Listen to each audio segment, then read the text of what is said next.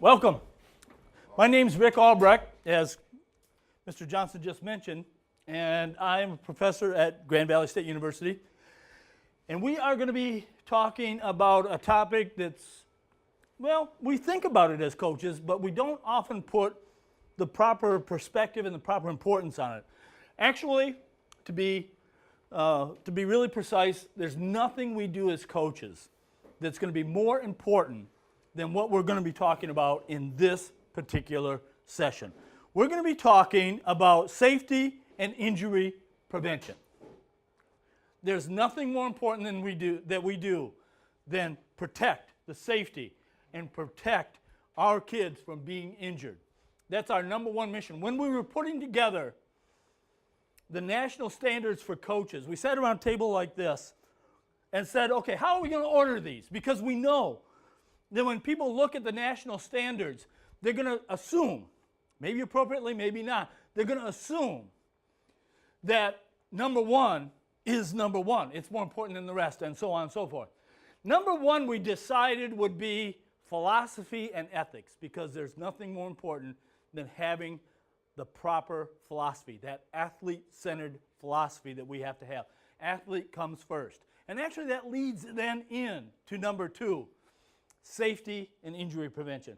So we're going to be talking about the various aspects of safety and injury prevention. But before we actually even get started, let me forward this slide so that we can see it. Now you have a copy of all the slides with you. So even if they don't show up here on the screen, you can't read them here, you have them with you. You can still see a copy of each one. This is an extremely important point. GRPS, the place where you are employed, thinks that safety and injury prevention is so important, they have an actual written expectation of you. And it says, all GRPS coaches, that's you, will ensure that the highest regards for safety and injury prevention are a priority while preparing and participating in practices and competitions. That's the expectation they have of you. You will do that if you're going to be employed here at GRPS. So we're going to be basing our discussion on that. And one of the sheets that I handed out has a whole bunch of cases on it. I think it has four cases on it, and we're going to be dealing with that first. What we're going to be doing is breaking it up. So maybe these first two tables here, if you'll take case number one, the legacy of Wes Leonard, read that case to yourself, discuss it amongst the members of your table, and then we'll ask you to sort of lead the discussion afterwards.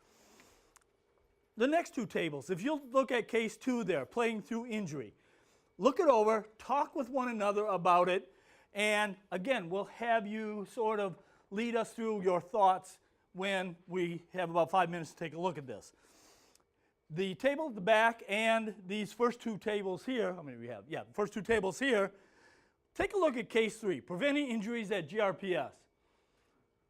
Take a look at that, talk amongst yourself at those tables, and see if you can come up with something that we need to concern ourselves with as a group after you've taken a look at that.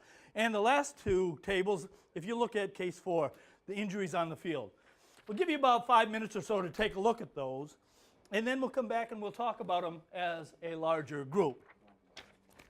One point that I'll make here, this just regards another handout that we're not going to be specifically talking about today, rating yourself and others as coaches. This is a 30-point document, a 30-item document that you might want to take a look at to see how good of a coach you really, really are. Anyway, take about 5 minutes and then we'll come back and look at that.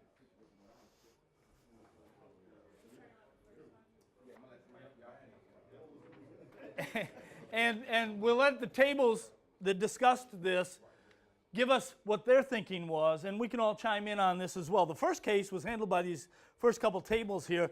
It's called the legacy of Wes Leonard. How many remember the tragic case of Wes Leonard nearby here? Down in Fenville, about an hour down the road. Excellent athlete.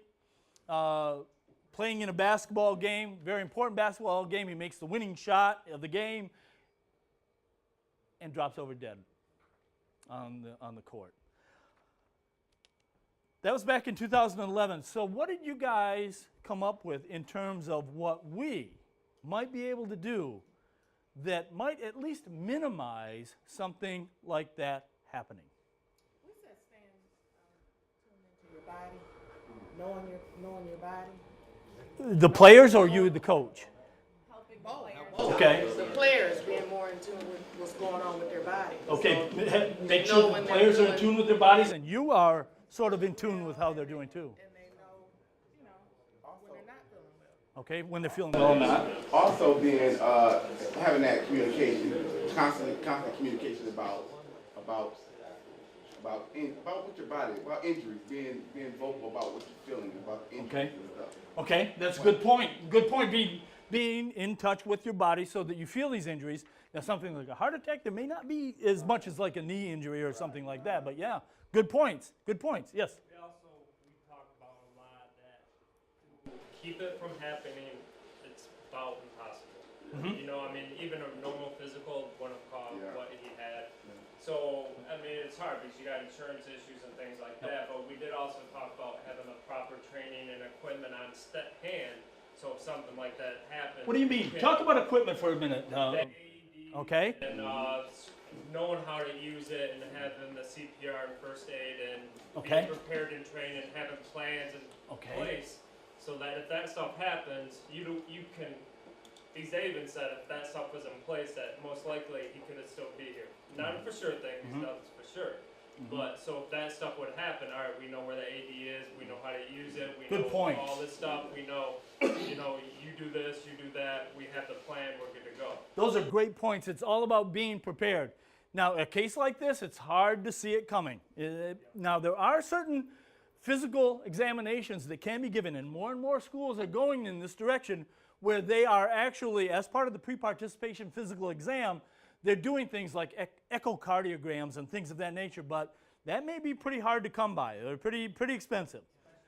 Now, there are certain risk factors, not necessarily for that condition, but how many of you have ever heard of Marfan's disease? Anybody ever heard of that? Who knows what it is? Who can? It's like elongated long bones. Okay. Typically their heart is weak as well. Okay. You see it in a lot of like volleyball players or basketball players. Volleyball players, basketball players, long, thin athletes. Now, very often in many sports, like volleyball and basketball, we think that that's actually a good thing. We talk about having an athlete having length or having long extremities. The problem is when they have exaggerated extremities, and this happens in all sports. I'm blanking on the guy's name. Who's the great swimmer right now? Yeah, Phelps. Phelps is borderline Marfan's. If you've ever seen this guy, there's a way that we can actually at least have a little red flag when we look at somebody, whether they may be susceptible to something like this. What is it? Do you know how to give them an eyeball check? We're talking about length here. Oh, yeah. Stand like this. If their wingspan is greater than their height, now you have at least a little red flag. Doesn't mean necessarily, but I don't know if you've ever seen Phelps, and it's just amazing. I mean, he can wrap his arms all the way around himself, basically. But again, it's those kinds of things. But then, exactly right, we have to make sure that we're prepared. We have the equipment, the AEDs. Now, this happened nearby. It wasn't here at GRPS. But here's what can happen even with the AEDs. And it's great that you said we know how to work them, we have access to them and so forth. We know where they are. Just outside of Grand Rapids, I'm not going to tell you what school, just outside of Grand Rapids, they had an emergency like this. Kid went down. Kid was dying right there on the court. It was at a practice. They had an AED at that school, and the coach knew that. And the problem is the coach didn't know where it was. Do you know where that AED was being held? It was in the nurse's office, locked. Yeah, no, that's going to really help, right? They may as well not even, why bother spending $1,000 on this thing, really? You got to be kidding me. Locked. Yeah? Here's another one, state of Michigan, but further away from Grand Rapids. Same thing. Now, this one, they found it, they had access to it, they brought it in, went to hook it up, the battery was dead. You know whose job that is? Well, it's a lot of people's job, but it's also your job. You need to know that. So part of the point about having the equipment, knowing that it's accessible, enormously, enormously important. Very good points all the way around. We have to be prepared. That's sort of the key to it itself. Case number 2, playing through injury. Okay, we got this basketball player, Margie. She gets injured. It's bad, but not like hugely bad. She sort of would like to continue to play. The trainer advises you to not play her. Are you ever going to play her under these conditions? Do you play Margie at all? Does anybody play her? What about even when the parents come down and say, you know, she's getting ready to finish her career here. This means a great deal to her. I think you should let her play. Mom and Dad say that. You gonna play her? Under no conditions. There are 3 Division I college coaches up in the stands, and they've already told you that they come here to look at her. No? GRPS expectation. Yeah. It's not just one game, is it? I mean, this one game isn't the thing. If they don't know enough about her already, they don't know enough about her. Okay? Okay? So under no conditions. Anybody disagree, have a different opinion? Cool. Excellent. Preventing injuries at GRPS. This is the next one that we had. What's the worst injury you guys can recall seeing, and how might it have been prevented? What'd you come up with? We had 2 deaths, so both of them probably couldn't. 2 deaths? Yeah, they couldn't. And what happened? Well, I had a guy that had meningitis, and that was pretty much, well. Where was your coaching at? Catholic, I wasn't. Okay.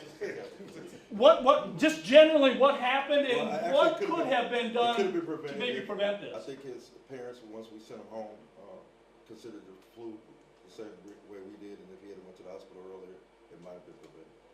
Okay, what could have been done differently? He should have went straight to the hospital with the flu-like symptoms. With the high fever, he probably should have went right to the hospital instead of letting him sleep. By the time he made it to the hospital, he was in a coma. So again, being aware of illness and injury that the players have and how they're feeling, and That made me, like, now if my kids get the flu at all, I'll take them to the hospital. Yeah. I used to don't be that way. I Yeah. give them some Tylenol. Yeah. Good point. It's not only injuries; it can be illnesses too that can be really damaging as well. Anybody else? What else did you see? I had an athlete that had a broken clavicle this year. Broken Fight- clavicle. In wrestling. Yeah. Fighting off a half Nelson. The opponent sat him down pretty hard on his shoulder, Yeah. and his clavicle snapped. Yeah. So was there anything that could have been done to maybe minimize the chances of that happening? I always tell my wrestlers that it's your responsibility to return that opponent safely to the mat and not slam him. I mean, this kid did nothing illegal from Zealand. It was just a freak accident that happened. Yeah. And Interesting point. The Yeah. point that you make about you as a player are responsible for the opponent's safety as well as your own. Very interesting point. Excellent. Anything else? What else did you? Anybody else see a big injury? This was happened 20-some years ago. I was coaching cross-country at Union, and it was in August before school started. We had a meet at Johnson Park, and then that night, a senior, he died during his sleep, aneurysm. Okay. And first thing that was Mel Atkins asked me was, did he have a physical? Uh-huh. You know what I mean? And but as far as any preventive, and he did have a physical. You did have a physical. Yeah, and that's why I stress that I don't let anybody practice without a physical. Great point. We're going to be talking about that and make a point of that later. Nobody plays, nobody practices without a physical. Absolutely right. For part of that reason. That's an excellent point. Good, good. Yes? I was at a basketball game. It wasn't a game that I was coaching myself, but I was at a basketball game, and I seen a kid take a charge, and he fell back and hit his head on the floor. Okay. And I think they ended up diagnosing with a concussion. Okay. But I think a preventative way to do that is just teaching your kids how to fall from taking a charge. Okay. Okay, so proper technique, proper skills, proper technique. So you saw the basketball player takes the charge, takes it too hard in a sense, goes down, hits the head. Okay, okay, okay, good. Or maybe, you get into this issue of flopping. You don't want to be flopping all the time too. So sometimes you don't take the charge at all, perhaps. But yeah, good point. Excellent cases. The point here is we can always do something. It may not take it away entirely. It may not remove. There's always going to be a risk, and we'll talk about that. But There's always something we could have done to minimize the chances of really bad stuff happening. We get this last one here, injuries on the field. Assume that you're a baseball softball coach and you look up and all of a sudden your center fielder is just covered with blood, and it turns out what had really happened is the high school kids used your field as a party central, and they broke some beer bottles out in center field, and the kid dove for a ball and just ripped himself wide open as a result of those broken bottles out on the playing field. Whose fault is that? Of course, the kids who broke the bottles, but beyond that.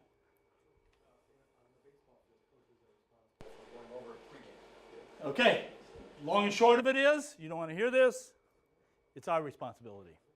That we're responsible for that. We're responsible for the playing conditions and the safety of the playing conditions. It's one of our first obligations. And I can use this case because actually this case is me. I was the coach when this happened. From that point on, before every practice, and in practice, not just competitions, practice, that's where a lot of the stuff happens.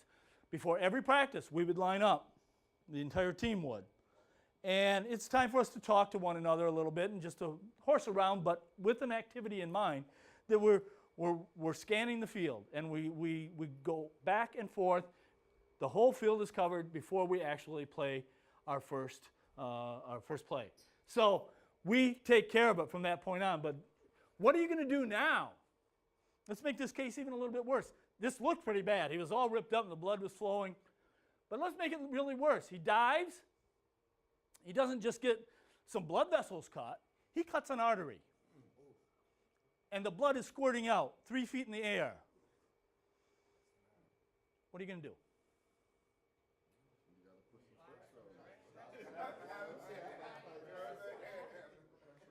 You're going to put pressure on it. So you're talking first aid here. Number one, you're going to have to know a little bit about first aid. You're going to have to know, what do I do when this happens? And yet you're absolutely right. Pressure is the first kind of thing. But there's some other things that kind of go with this too. What are you going to do about the other kids on the team who are screaming and squealing, and they're all standing around and they're doing, what are you going to do? Get them to go away? They ain't going away. You better have an emergency action plan in effect before this happens, not when it's happening. This is no time to start thinking. When that blood is squirting 3 feet in the air, you don't start thinking now. You start reacting. You know what you're going to do. And the first thing you do is you clear the area. On your way running to the kid, you're clearing the area because what you have done in the past with your emergency action plan, you have gone over with all of your team. When I say a key word, no questions asked, you all have one job. You get your tails over and you get on that bench. That's what you all do. And mine was code red. When I hollered red, something serious was going on. And I don't want to hear anything. I don't want to talk about it. You get over there. Everybody is over there on code red. So you don't have to be messing with them at all. So you're yelling code red as you're running out to that player when you see that he's down. So you're already clearing the field and getting things ready. The next thing is, you're going to apply pressure, you're going to do the first aid that you're going to learn about, that you're going to be certified to do, but then what? You better call for help. That's right. You better know who to call. Now, in the olden days, we had a problem that everybody didn't have phones. Now people carry phones all the time. That's usually not a problem. Make sure you do have a phone with you. But here's the problem, too. Think about this. This is why you have to plan in advance. You have to have it written down. You have to practice it with your team because things happen. What about you? I'll give you an example. This comes from one of my colleagues at GVSU. He was an athletic trainer at the University of Florida. He was doing baseball. Baseball player got hurt. It was a spinal injury. Serious, big time serious. They called 911. They sent the ambulance. The ambulance got there and couldn't get into the field. Like many of our venues, fences all the way around the field and gates and a padlock on the gate. How does the ambulance get into the field to actually pick this guy up? Big problem. You better have that figured out ahead of time. Again, while they're down there dying, there's no time for you to start thinking about what it is you're going to do.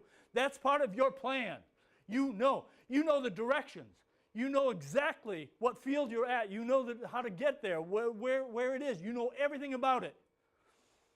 Your assistant coaches should know. Even your athletes should know in case they have to make a call and you're busy working on this injured athlete. But you have to practice it, okay? Enormously important. Let's get down to business. We're going to talk about each one of these points, and we're going to go over them pretty quickly, but you have the handouts. You have all the slides right in front of you. But we'll make a couple of points that are relevant to everything that we've been talking about up to this juncture. You have 9 legal duties as a coach. We talk an awful lot about coaches' responsibilities and what they can be sued for and so forth. Here's the fact that you don't want to know. You can be sued for anything. That's all there is to it. There's no limit on what you can be sued for. I can sue you for being in here today with a gray shirt on. Now, I'm not going to win my suit, but I can sue you for that. As long as I've got the $15 or $20 for the application, I can sue you for it. Now, I'm going to lose my case because that's a pretty shaky case.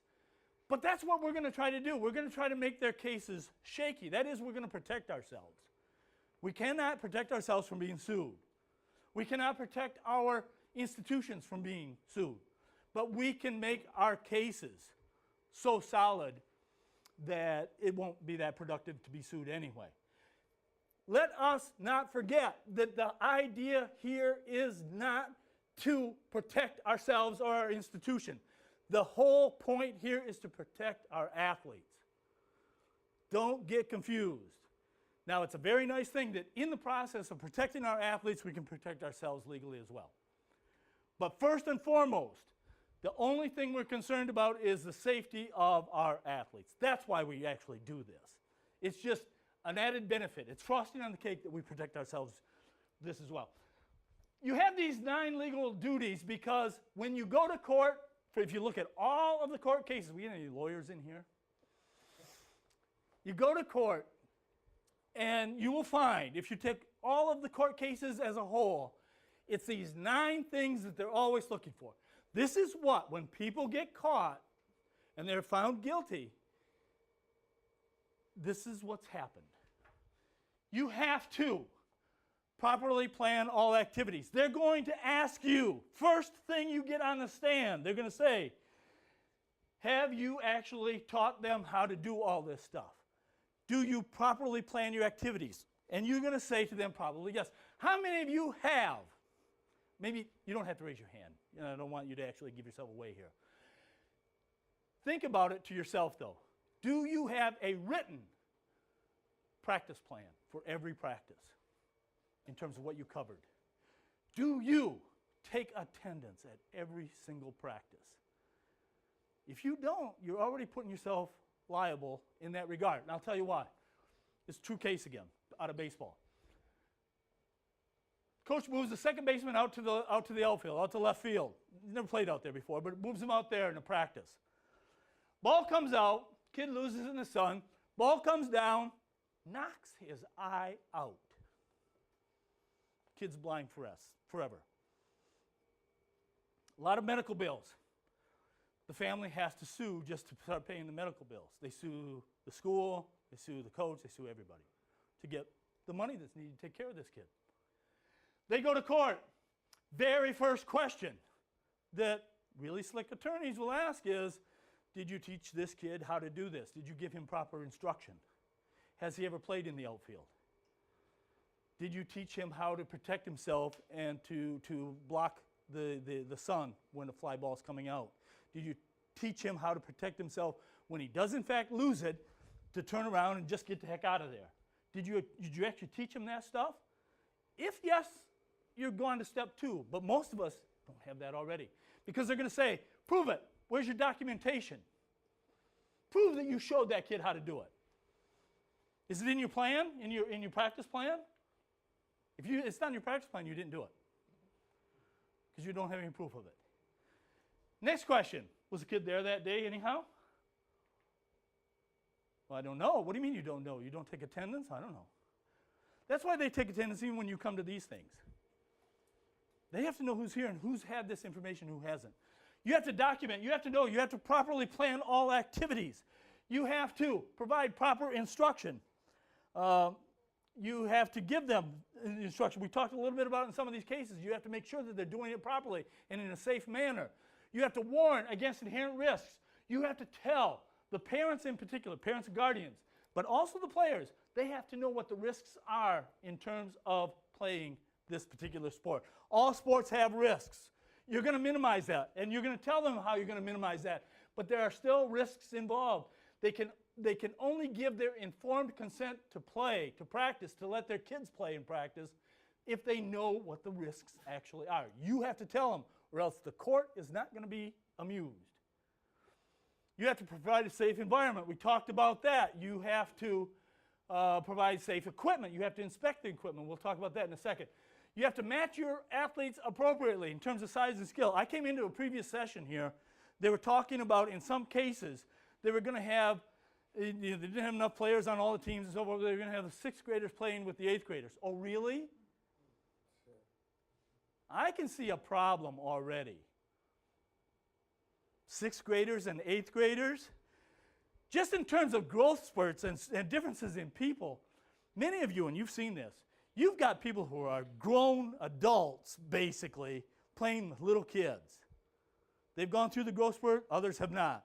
You got people 6'3", 6'4", playing against 5'11", or 4'11". That's your job to make sure they don't get hurt. You have to match them up appropriately. Now, a lot of times we think, oh, hey, that's all what sport is all about, is getting mismatches. No, and especially in practice, not mismatches. You better match them up, because the court, again, is not going to be thrilled when you show up and somebody's been seriously injured. Take your wrestling example, broken clavicle. They come in there, let's say it's been a broken neck. You go to court, and they find out, well, gee, now wrestling takes care of itself because of weight classes a little bit. But they find that one of the kids is 6'4" and weighs 220 pounds, and the other kid is 5'2" and weighs 101 pounds.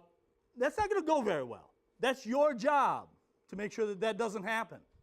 You're putting them in an unsafe environment. You have to evaluate your athletes for injury and illness, just like you said. Absolutely, illness too. You have to supervise all activities closely, and you have to provide appropriate emergency assistance. These are the things the courts are going to look at. They're going to go right down the list, and if there's no in there anywhere, we're in big trouble. Let's go through them very, very quickly, sort of point by point. Again, you have the handouts here. If we don't spend enough time on them, you know what we're talking about here now. First aid, CPR. Here are the key points. You've got to be certified. My bias is you're not certified, you don't get on the field. That's all there is to it. You don't coach. You don't have first aid certification, CPR certification, you're going to kill somebody and you don't get out there. That's all there is to it. You must carry an appropriately stocked first aid kit to every practice and every game. What's appropriately stocked? They can help you with that.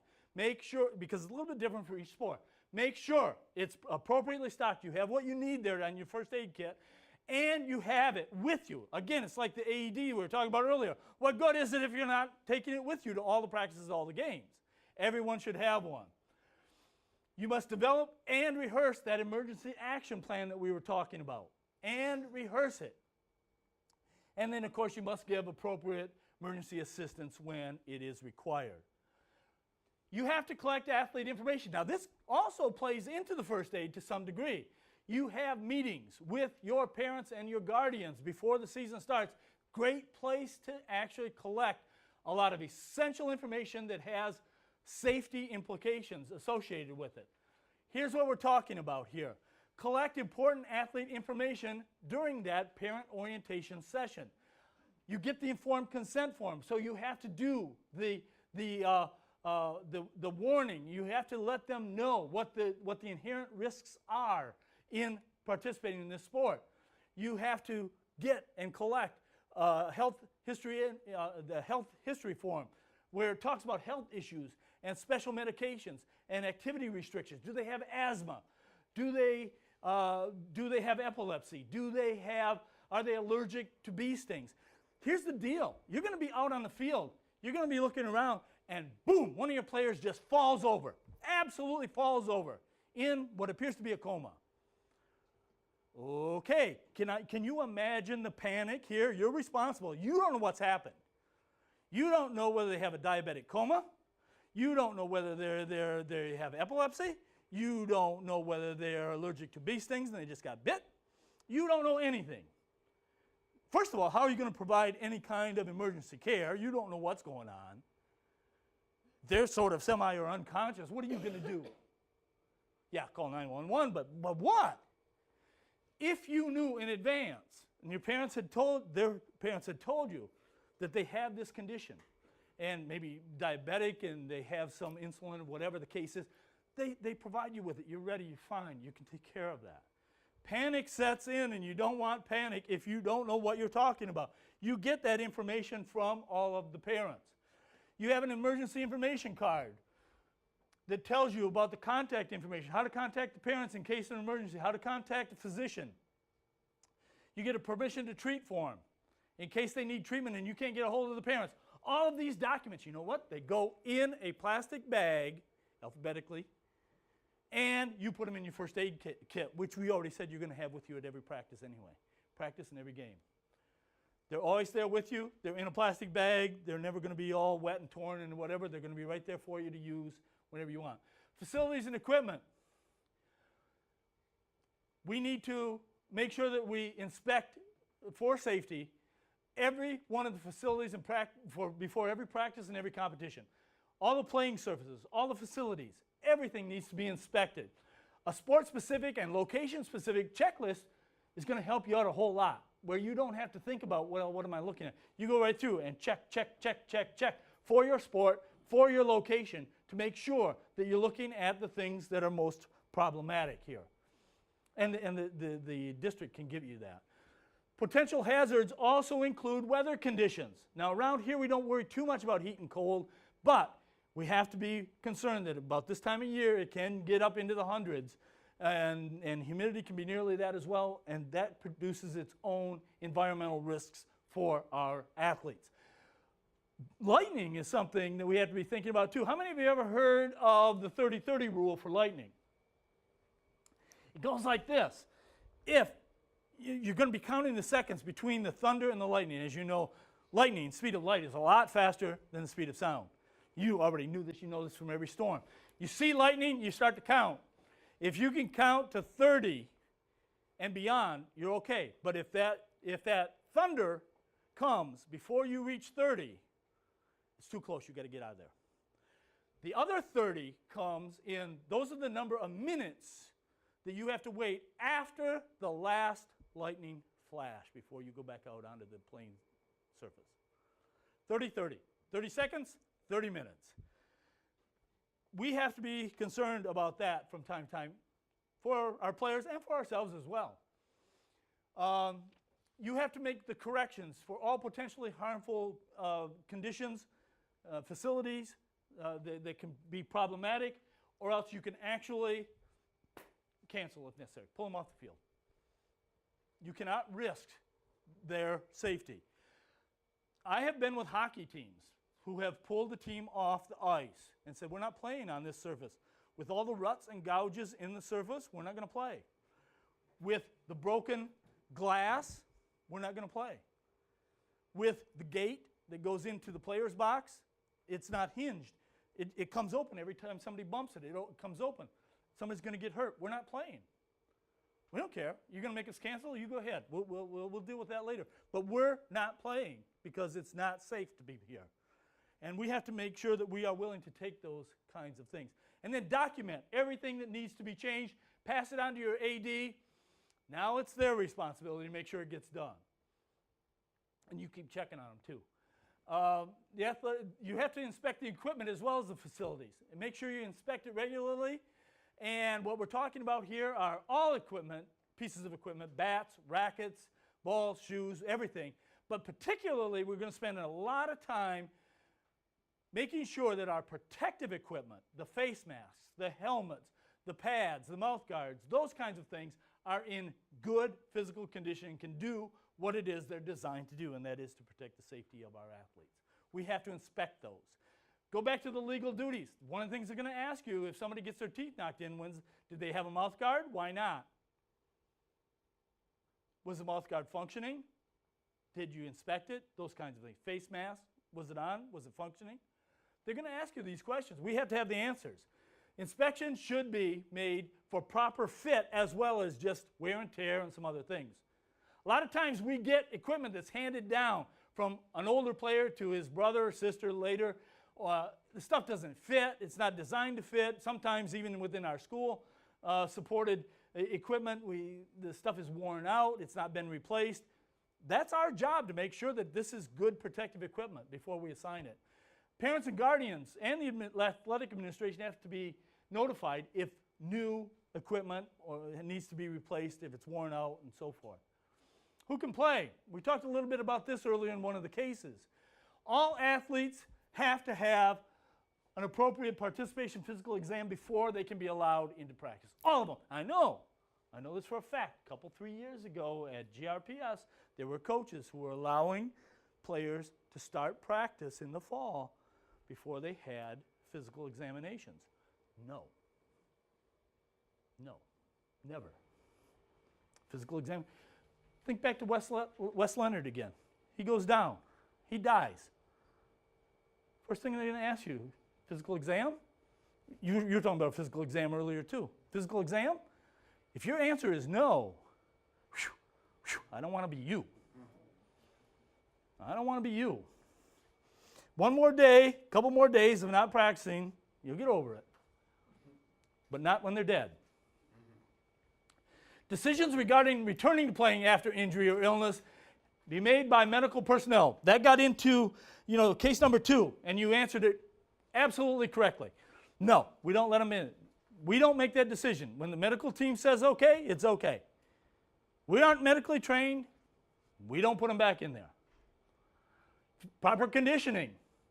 Athletes have to undergo fitness screening at the beginning of the season. Make sure that you test for relevant strength, flexibility, endurance, body composition. You're going to be asking them to do stuff when they show up. Are they ready to do the stuff you want them to?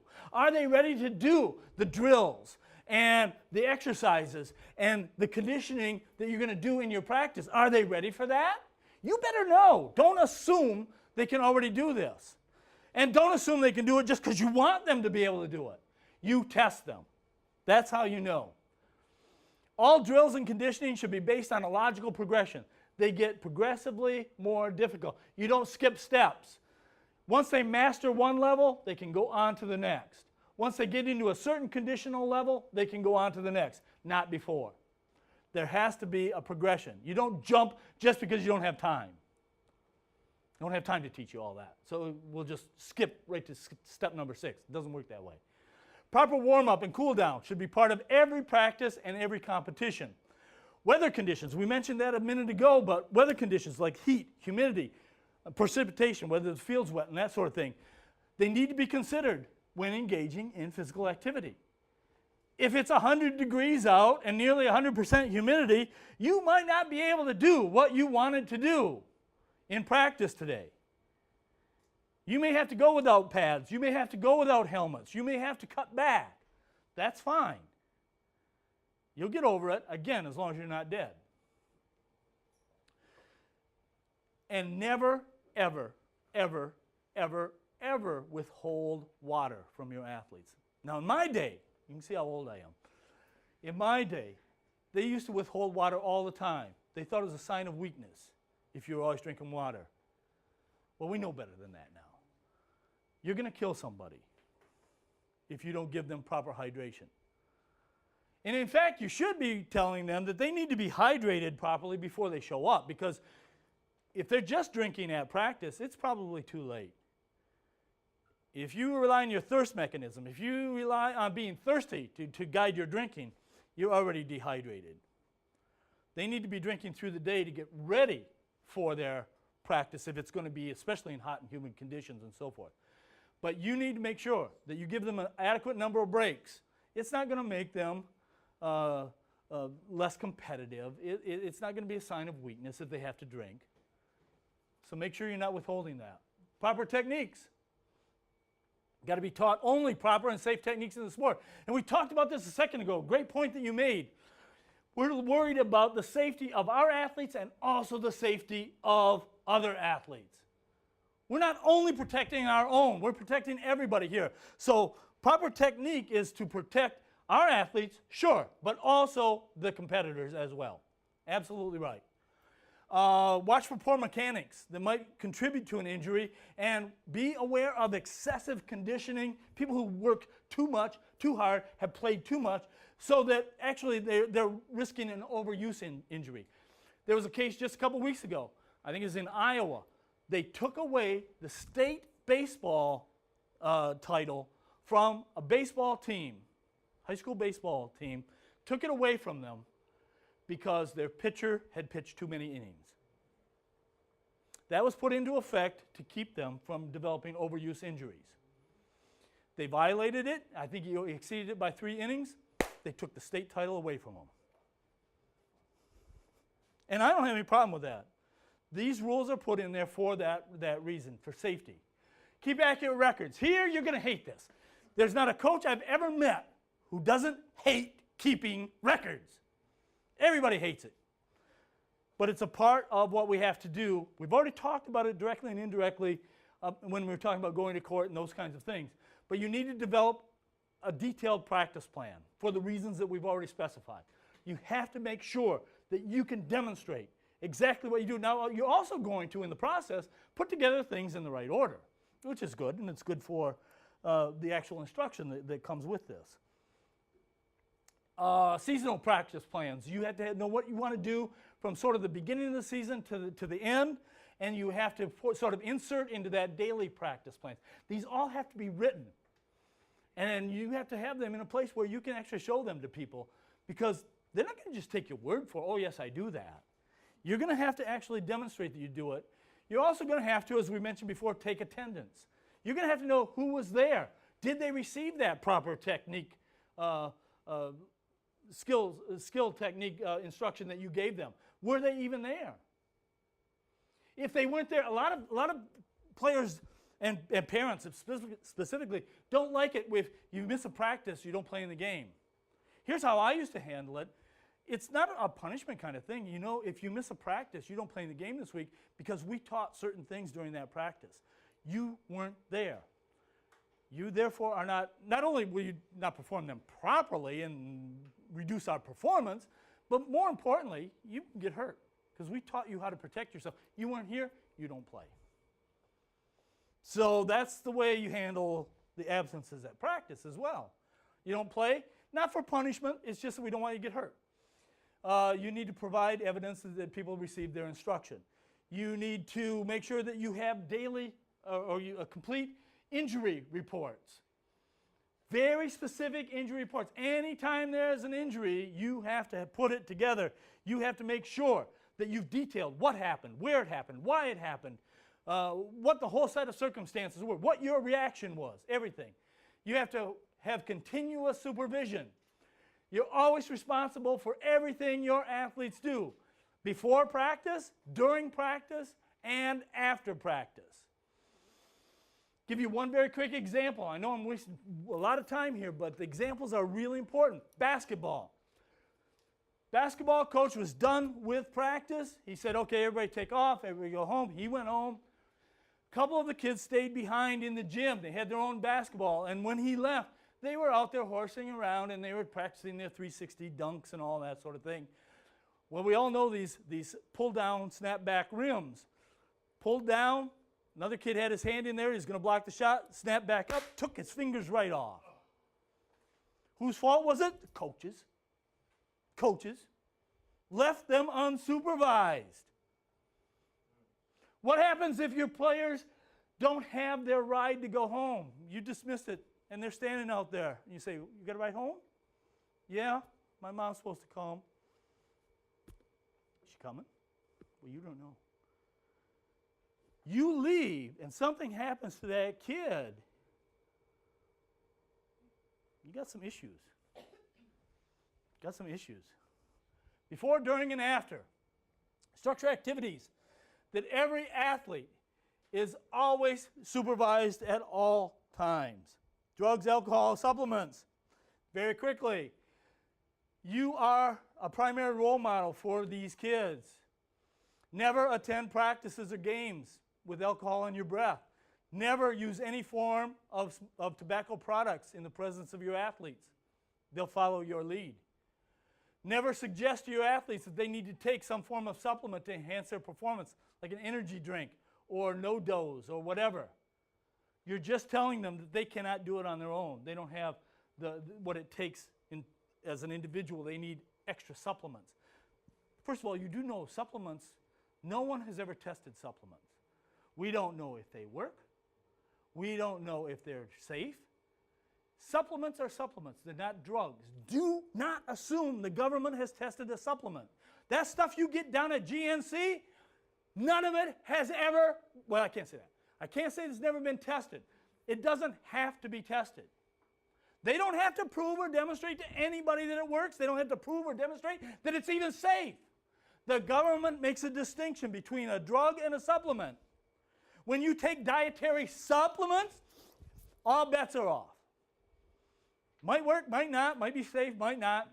We don't test them. You're on your own. Drugs are different. That's why nobody who makes these products wants to be called a drug. They want to be called a supplement. So don't assume that they work. You usually, most of the time, you end up with very expensive urine. It just goes in one side and out the other.